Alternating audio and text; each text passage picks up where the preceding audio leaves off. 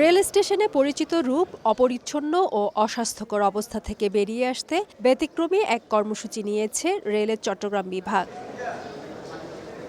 বৃহস্পতিবার সকালে চট্টগ্রাম স্টেশন থেকে কর্মসূচির আনুষ্ঠানিকভাবে উদ্বোধন করেন রেলের ঊর্ধ্বতন কর্মকর্তারা। এই সময় কর্মীদের হাতে তুলে দেওয়া হয় বিভিন্ন পরিচ্ছন্ন সামগ্রী।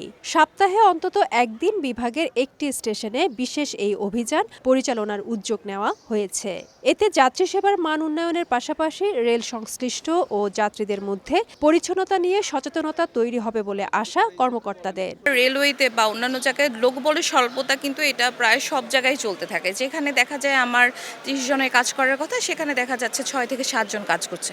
তো ওরাও কিন্তু ওভার বার্ডেন হয়ে কাজ করে। যাত্রী সেবা আমরা যেটা আমরা প্রোভাইড করি যাত্রীদেরকে, এটাকে আরও কি মানুষের প্রত্যাশার লেভেলে নিয়ে যাওয়া যায়, সেটা সেই চিন্তা থেকেই আমাদের উদ্যোগ। প্রতি সপ্তাহে আমরা চট্টগ্রাম বিভাগের যে কোনো একটা স্টেশনে আমরা এই ধারা অব্যাহত রাখবো। এই উদ্যোগকে স্বাগত জানিয়ে ধারাবাহিকতা অব্যাহত রাখার দাবি যাত্রীদের। প্ল্যাটফর্মগুলোর অবস্থা অনেক বাজে থাকে, মাঝে মধ্যে দেখি আমরা অনেক নোংরা থাকে, মানে দেখতে কেমন লাগে জিনিসটা।